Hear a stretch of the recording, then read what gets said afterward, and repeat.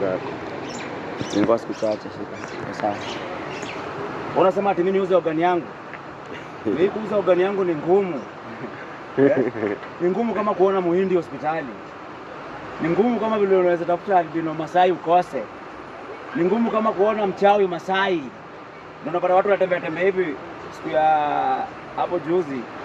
Naenda nyumbani, umeshikwa na majamaa. Wewe unasema jina yako, jamaa muuliza wewe nani? Anasema mimi ni Masai. Huyo ndo Masai tutapata ile mahali umeenda umetulia kulikuwa na accident.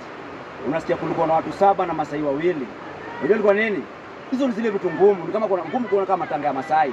Utapata matanga Masai ameweka matanga hapa at stage ati. Wana dance wakitafuta pesa saa ngapi? Kwa nini na nani? Wewe, Wamasai ndo wale watu tu kwa nchi. Sasa unasikia ni ngumu kuuza pia figo yako. Lakini nakwambia shida mwanangu itakusukuma ndugu yangu. Wewe shukuru Mwenyezi Mungu unamjua tu ni kitu kuokoa juu. Alikubali kuona hizo figo maana aliziweka siku zote mbili.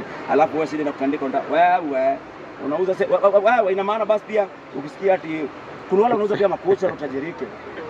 Ndio niliambia watu usikate kucha yako kitupa everywhere. Kucha fingernails are very important. Ndio na siku hizi wasichana wanafunika zile kucha zao na makucha zingine ambazo zinatumika na marine spirits. Hizo kucha saizi za wasichana wanaweka mpaka zingine zinakaa nyoka sikudanganyi. Naangalia msichana kwa matatu akiwa makaa hivi. Ukimwangalia sana anaanza kufanya hizi vile vidole. Ni kwa nini? Sasa zile anaosha huko kwake ameinama anajipiga tu shanga piga zuri anapiga shawa. Hizo vidole refu na hiyo kitu yenye alibandika nao ni glue.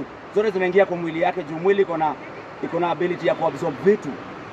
Hapo kuna semi-permeable membrane. Tulisomeshwa story ya osmosis.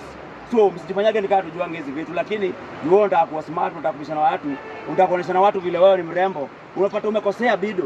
Nimeona pastor mwingine amesema juzi, ati umeingia kanisani yeye msichana juu uko na makucha mzuri, huwezi unua mikono hivi juu. Unainua hivi ndio jemo aone. Unainua mikono hivi ndio jemo aone hizo makucha zenye umeka hapo bado ni shetani. So mimi naambia watu kuangalifu na hii maisha. Utaanza kuuza viungo zako, utaanza ubaki na mwisho ya nini?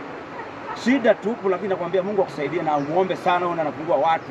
Anakuweka huru mwanangu unajijua. Subhanallah, subhana ta'ala. Mwenyezi Mungu ajalia watu walie aman siku zote ndo mnyamba sawa. Asante sana.